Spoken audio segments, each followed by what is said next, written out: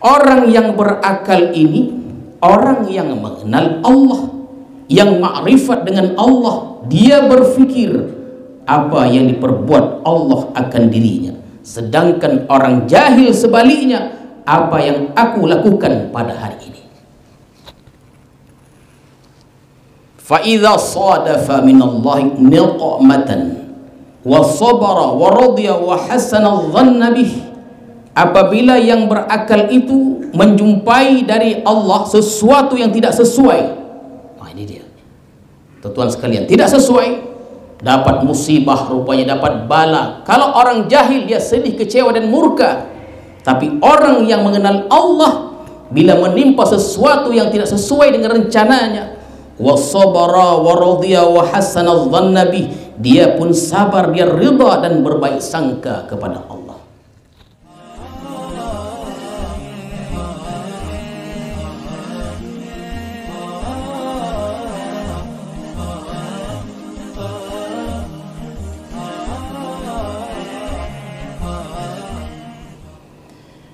Bismillahirrahmanirrahim. Assalamualaikum warahmatullahi wabarakatuh.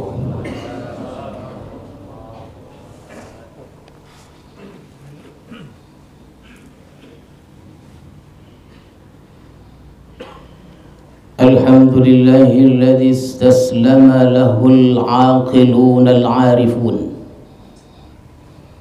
wa naza'ahul ghafilun al-jahilun wa hum 'anillahi mub'adun. Asyhadu an la ilaha illallah wahdahu la syarika lahul mubdi'ul kaun, wa asyhadu anna sayyidana Muhammadan abduhu wa rasuluhul jawharul maknun. Allahumma salli wa sallim wa barik ala sayyidina Muhammad as-sirril makhzun wa ala alihi wa sahbihi wa zurriyatihi wa atba'ihi ila yaumin la yanfa'u fihi malun wala banun. Amma ba'du.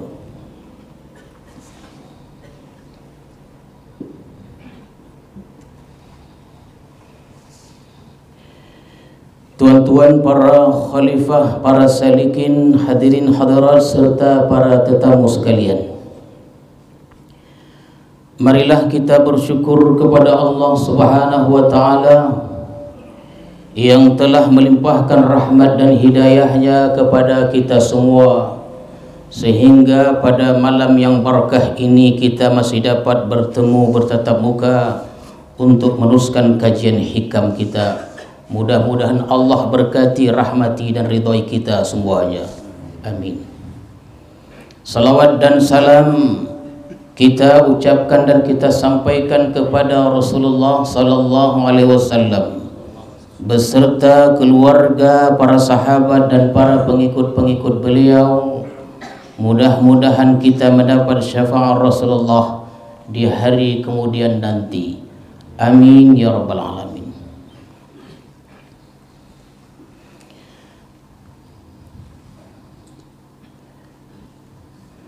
Al-hikmatul hadiyata asyrah ba'dal mi'ah minal hikamil ata'iyah.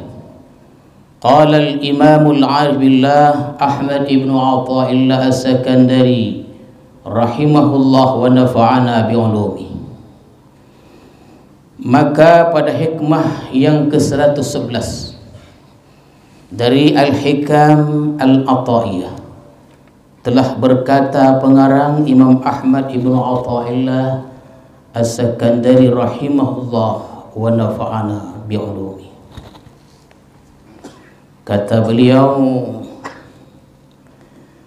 al-ghafilu idza asbaha nazara madza yaf'al, wal 'aqilu yanzuru madza yaf'alu Allah bihi. Bermula orang yang ghafil, yaitu orang yang lalai. apabila berpagi-pagi memulai paginya, dia berfikir apa yang dia lakukan hari ini. Wal aqil, sedangkan orang yang berakal, dia berfikir apa yang Allah perbuat dengannya pada hari ini. Itulah lebih kurang terjemahannya.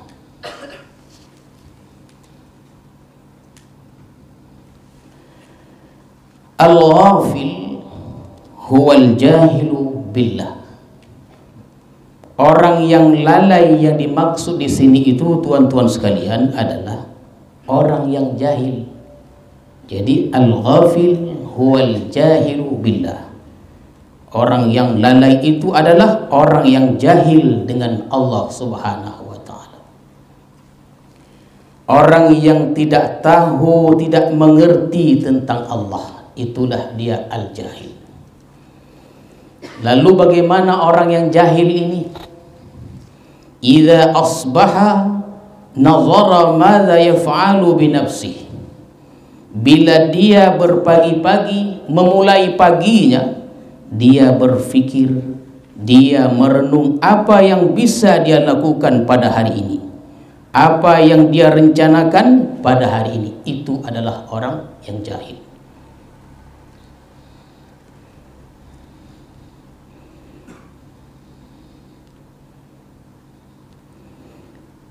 Fayudabbiru syu'unahu wa hawaijahu, maka merancanglah dia dengan perkara-perkaranya dan hajat-hajatnya. Jadi orang yang jahil dengan Allah ini, yang tidak mengerti, tidak faham dengan Allah ini, dia berfikir apa yang bisa dia lakukan pada hari ini, apa yang bisa aku lakukan pada hari ini. Oleh karena itu dia pun merancang perkara-perkara yang ingin dirancangnya, apa-apa sajalah yang diperlukannya. Dia merancang, contohnya pada hari ini aku kemana, tuan-tuan sekalian, kepada siapa dia ingin berjumpa. Mungkin seorang pedagang, contohnya, biarlah kususun hari ini dagangan ini bagian depan supaya dia laku, contohnya. Atau seorang petani, dia berangkat pagi, dia mulai pada sisi tertentu, itu mungkin. Atau seorang pegawai negeri atau swasta, dia berangkat jam 7 pagi, jam 8 pagi, naik mobil atau naik motornya, naik Hondanya, dia rancang itu. Hadirin hadirat sekalian, dan kita kiaskan hal-hal yang lainnya, perancangan-perancangan itu. Fa'idha wajadaha muwafiqatan litatbirihi fariha binafsih. Apabila dia menemui sesuai dengan rancangannya itu, maka dia gembira dengan dirinya. Jadi hadirin hadirat sekalian, apabila hari ini sesuai dengan apa yang dia rancang, dia program, maka dia gembira. Contohnya lah, pedagang tadi, hari ini ku coba meletakkan barang-barang ini di bagian depan, mudah-mudahan dia laku rupanya. Dia pun gembira dengan lakunya itu. Seorang guru, dia berangkat jam 7 atau jam 8 pagi, hari ini seharusnya bab 2, ku mulai dari bab 3 supaya lebih faham budak-budak itu. Dia pun gembira. Kenapa? Dia gembira karena sesuai dengan perancangannya. Dia mendapatkan apa yang dia hajatkan itu. Wa idza wajada khilafah ghadiba wa sakhita wa hazina. Apabila dia temui perkara-perkara yang dirancangnya itu tak sesuai ini. Macam pedagang tadi, biar ku letakkan barang-barang ini di bagian depan supaya laku, dia tak laku-laku, dan lain-lainnya. Ghadiba wa sakhita wa hazina. Apabila perancangan-perancangan, program-program yang telah diprogram pada hari itu tidak terjadi, tuan-tuan sekalian, tidak berhasil, dia pun marah, dia murka, wa hazina, dia pun sedih dan kecewa. Jadi kalau kita merancanglah pada hari ini aku akan pergi ke sini, hari ini aku akan pergi ke sana, contohnya sesuai dengan perancangan, kita pun gembira. Hari ini aku akan berjumpa dengan si fulan bin sufulan, pergi kita ke tempat itu, kita jumpa si fulan itu, kita pun gembira. Apabila kita sudah merancang ingin ke sini tapi tidak berhasil, tidak berjaya, merancang kita kemudian kita tidak berjumpa dengan orang yang ingin kita jumpakan itu, lalu kita murka, marah dan kecewa, fala jarama anistahaqqa tarda wal bu'da minallahi ta'ala, maka orang ini pasti berhak untuk diusir dan dijauhkan dari Allah Subhanahu wa ta'ala. Itulah orang jahil, orang yang ghafil, yang tidak mengerti dengan Allah Subhanahu wa ta'ala. Kenapa? Dia merasa punya kekuatan berbuat sesuatu, dia merasa punya kepandaian untuk merancang sesuatu, dia merasa punya kemampuan dan lain-lainnya. Apabila tidak sesuai dengan apa yang dia harapkan, dia pun kecewa, dia pun sedih. Bahkan dia menyalahkan orang-orang. Ini salah si fulan, ini salah si fulan, karena dia tidak mendapatkan apa yang dihajatkannya itu. Ini adalah orang yang jahil, orang yang tidak faham dengan Allah Subhanahu wa ta'ala. Dan nampaknya hadirin hadirat sekalian, ini berlaku pada umumnya bagi kita semuanya ini.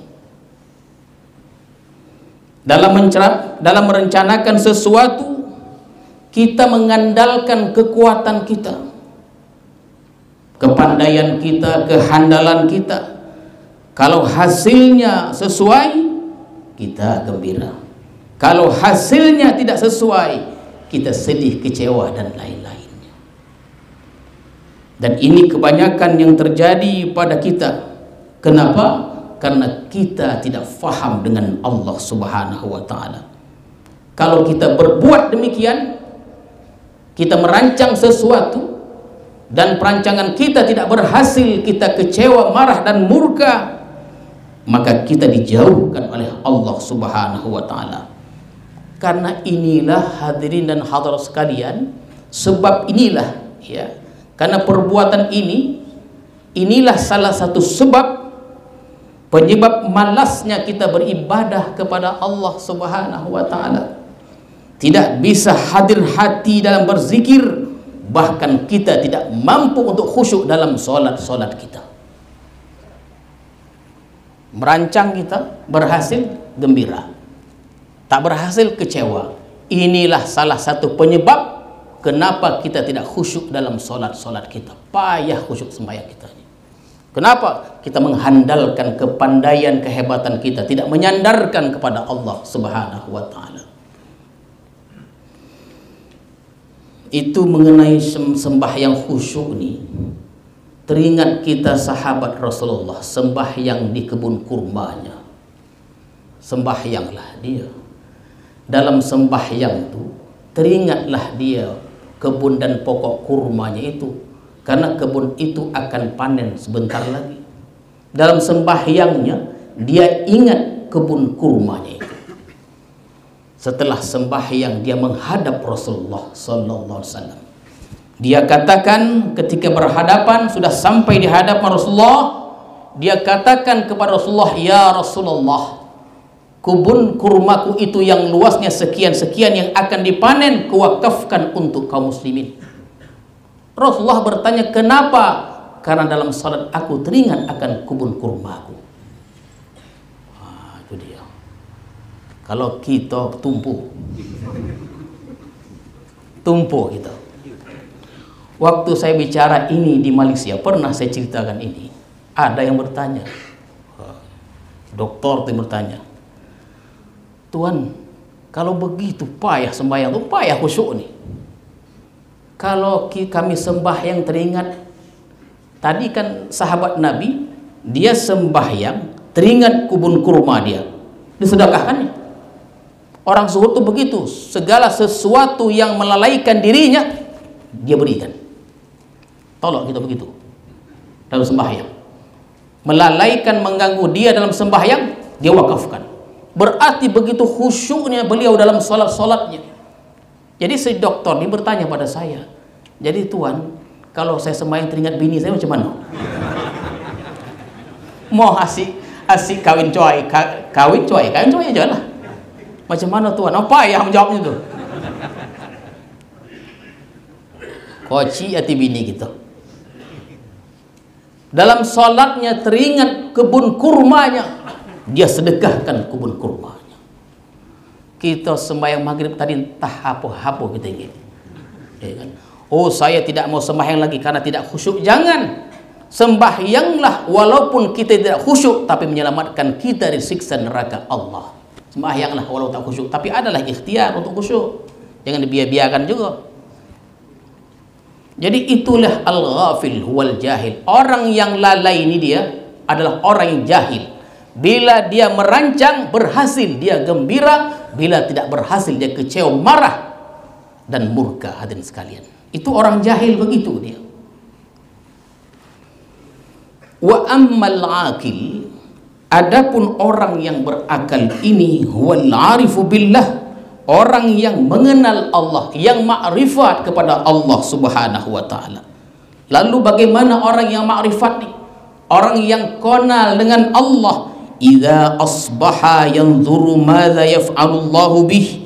Bila berpagi-pagi dia memulai paginya, dia merenung, dia berfikir apa-apa yang diperbuat Allah padanya pada hari ini. Itulah bedanya. Orang yang berakal ini orang yang mengenal Allah, yang makrifat dengan Allah. Dia berfikir apa yang diperbuat Allah akan dirinya. Sedangkan orang jahil sebaliknya, apa yang aku lakukan pada hari ini. Fa idza sadafa min Allah niqmatan wa sabara wa radiya wa hasana dhanna bih.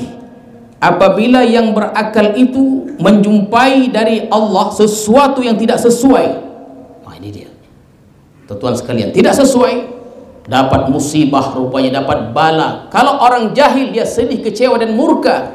Tapi orang yang mengenal Allah, bila menimpa sesuatu yang tidak sesuai dengan rencananya, wasabara wa radiya wa hasana dhanna bih, dia pun sabar, dia ridha dan berbaik sangka kepada Allah.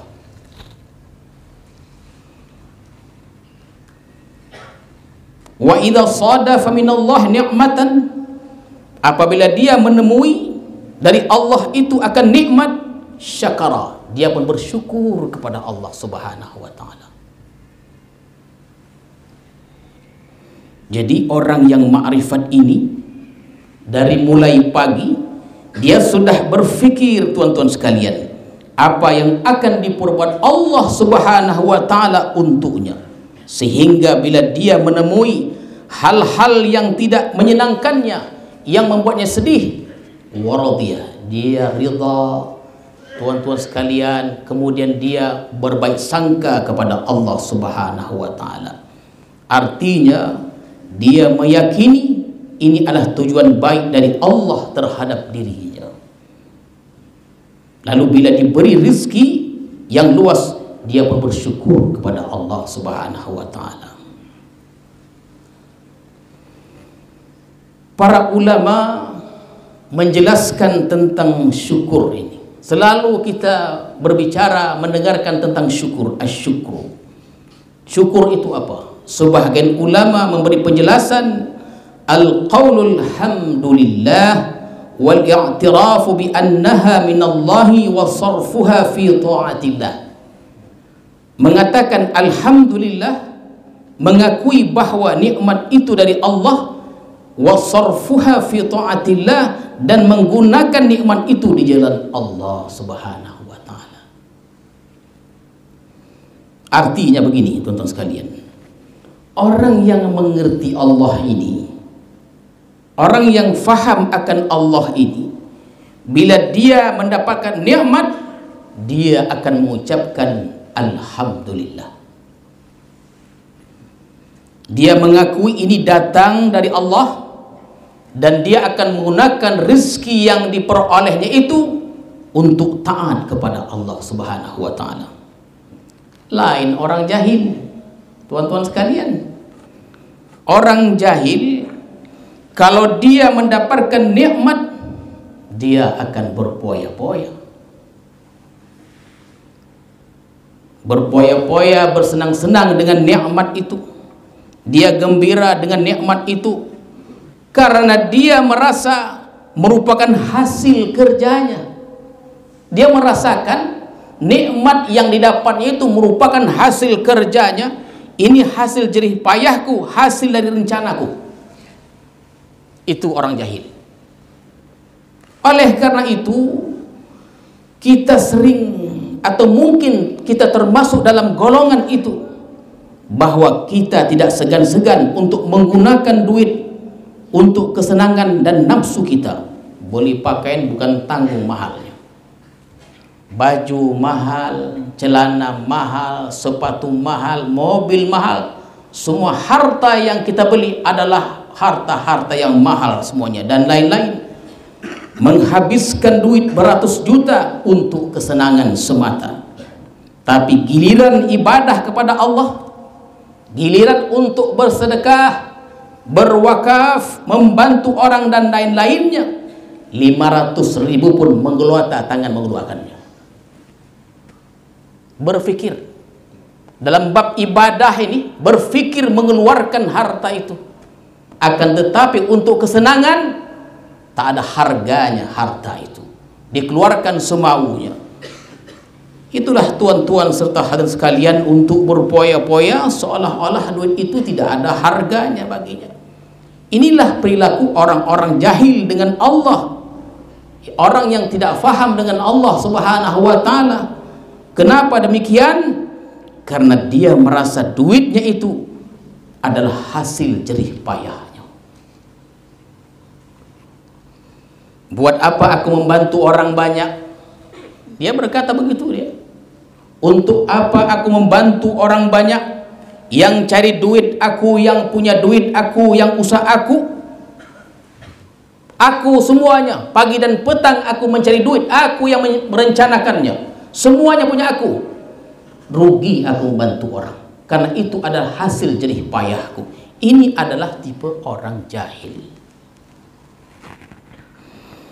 Itu hadirin dan hadirat sekalian, para sahabat itu, sahabat Rasulullah sallallahu alaihi wasallam, dikenal sederhana dalam hidup mereka. Sahabat itu, terutama sahabat yang 4 dan 10 itu, mereka dikenal sederhana dalam hidup mereka. Tapi dalam hal mengeluarkan harta untuk jihad, memang mereka habis-habisan. Macam mana guru mereka? Luar biasa juga. Bahkan pernah kita katakan dalam kitab Al-Barzanji itu, dikatakan bahwa harta di timur dan di barat ada dalam genggaman Rasulullah sallallahu alaihi wasallam, tapi kehidupan beliau sangatlah sederhana, tuan-tuan sekalian. Tapi untuk bab jihad, menolong orang, mereka memang habis-habisan.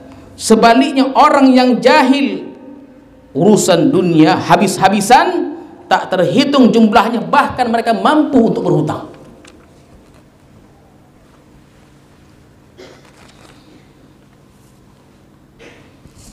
Hadirin dan hadirat sekalian, itu harta itu yang kita punya itu adalah harta yang kita keluarkan. Begitu kita mengeluarkan harta dengan sedekah, wakaf, infak dan lain-lainnya, itulah harta kita. Harta kita yang sebenarnya adalah bila terlepas dari tangan kita. Kalau harta itu masih ada di kantung kita, itu namanya mal, harta. Tapi bila kita keluarkan, namanya amal. Begitulah dia. Dan harta itu milik kita ketika kita keluarkan. Selagi harta itu masih dalam genggaman kita, baik di bank, di almari kita, di rumah kita, itu bukan harta kita. Boleh jadi itu akan menjadi milik harta istri kita, anak kita, saudara mara kita dan lain-lainnya. Dan itu sudah banyak dikisahkan hadirin dan hadirat sekalian.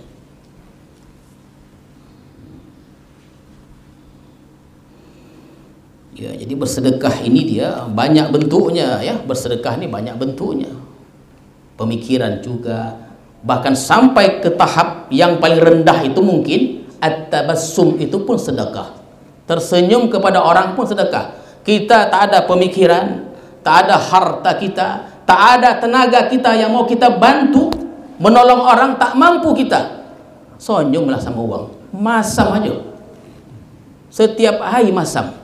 Kotat mukanya, maleh kita menengok mukanya. Senyum at-tabassum sedekah. Senyum saja merupakan sedekah.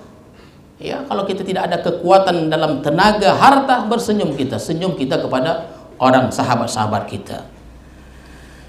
Senyum suang tak boleh lah. Ya, takut uang nanti.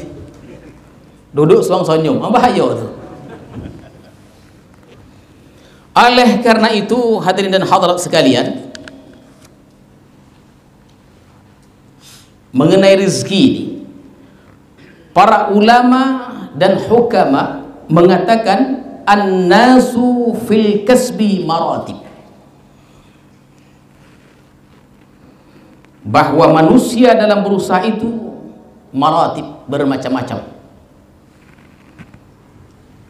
Minhum man yara rizqa minal kasbi, ada manusia yang menganggap, berkeyakinan bahwa rezeki itu didapatnya dari usahanya.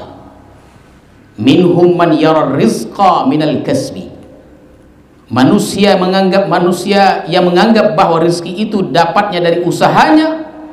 Kalau dia beriktikad demikian, fahuwa kafir, dia adalah kafir. Jangan kita begitu. Jangan kita beriktikad bahwa rezeki itu dari hasil usaha kita, dari kita sebagai pegawai negeri, pegawai swasta dan lain-lainnya. Fahuwa kafir. Bukan begitu i'tikadnya.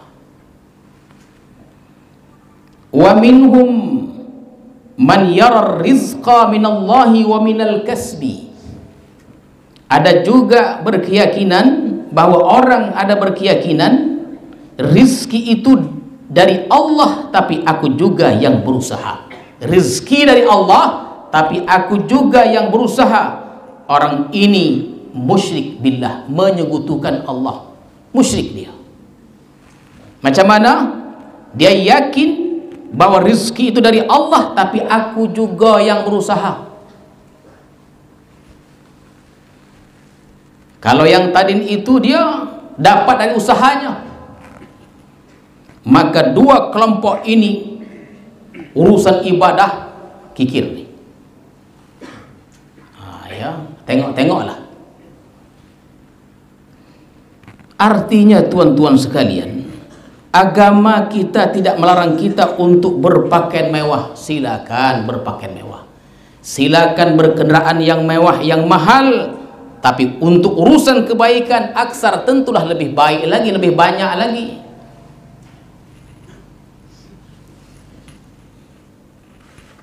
Wa minhum man yara rizqa minallahi wal kasba sababan wa anna allaha yaqdiru an ya'tiyahu rizqa bila sababin fahuwa mu'min.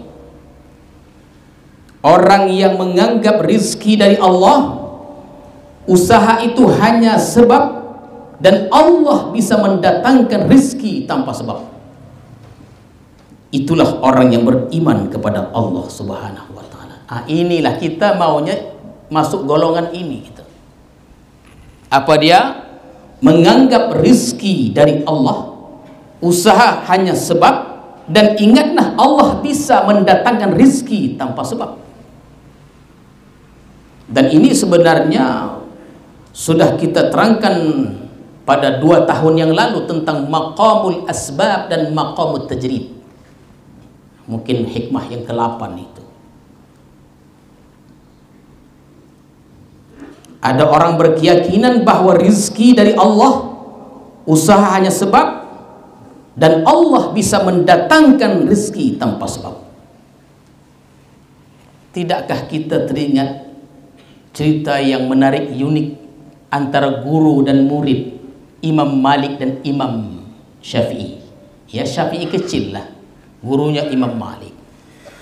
Dalam salah satu ucapannya berkatalah Imam Malik ini kepada murid-muridnya bahwa rizki itu datang tanpa sebab.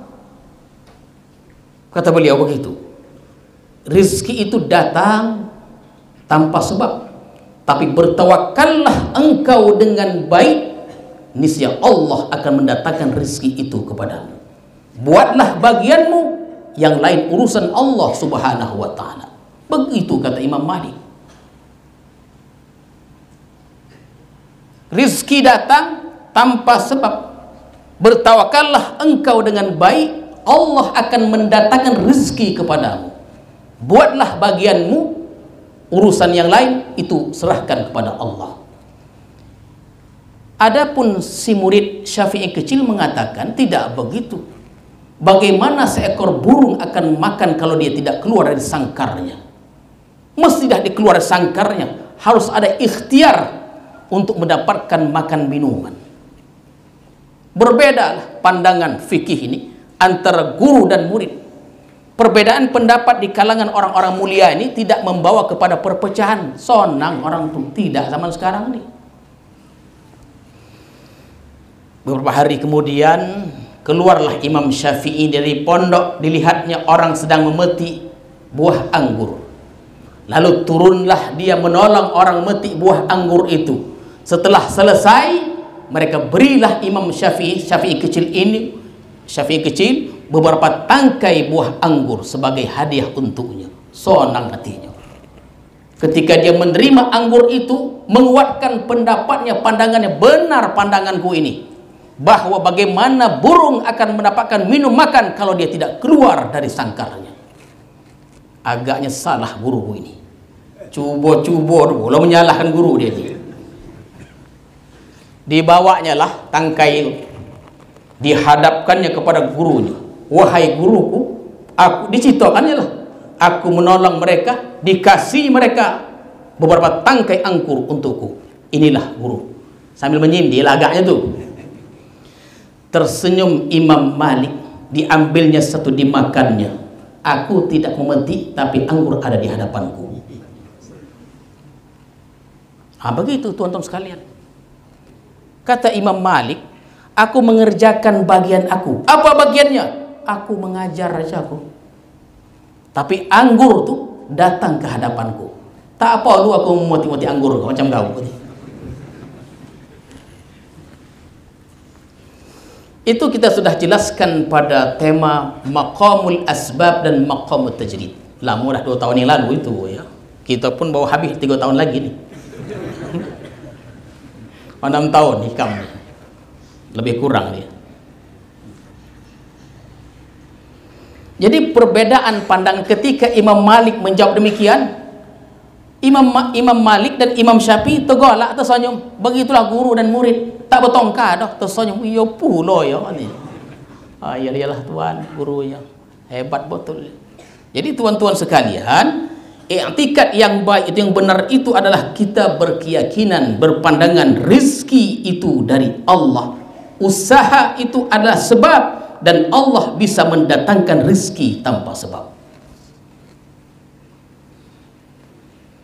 Nanti kalau kita ulang cerita tentang apa nama maqamul asbab, ada maqamul tajrid. Ya, maqamul asbab ini yang perlu bekerja dia, bau makan dia. Ada orang tak perlu bekerja, dia makan, itu namanya maqamul tajrid. Kalau kita ni semua maqamul asbab ni, jangan cuba-cuba kita mencuba maqamul tajrid tak bekerja, lapar kita.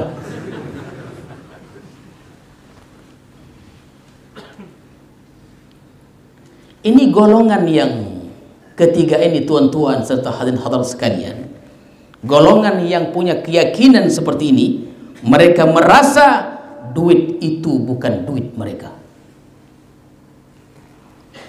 tapi amanah Allah, titipan Allah subhanahu wa ta'ala, dan kelak akan dipertanyakan, ditanya Allah kemana duit itu dipergunakan oleh kita. Dan setiap yang diberi Allah, kita bertanggung jawab kepada Allah subhanahu wa ta'ala, dari mana kita dapat duit itu, kemana kita pergunakan. Oleh karena itu, fa'alaika bil'atina fi hadzal amri wafham 'anillahi fi umurika kulliha, maka lazimilah atas engkau memperhatikan perkara ini, fahamlah engkau tentang Allah. Wafham 'anillahi, tuan-tuan sekalian, fahamlah engkau tentang Allah Subhanahu wa taala. Allah tu maksudnya memberi, bukan tanpa tanggung jawab. Pasti Allah meminta pertanggungjawab dari kita semuanya. Kita mencari, kita dapatkan, kelak harta-harta kita itu yang kita dapat akan dipertanggungjawabkan di hadapan Allah Subhanahu wa taala.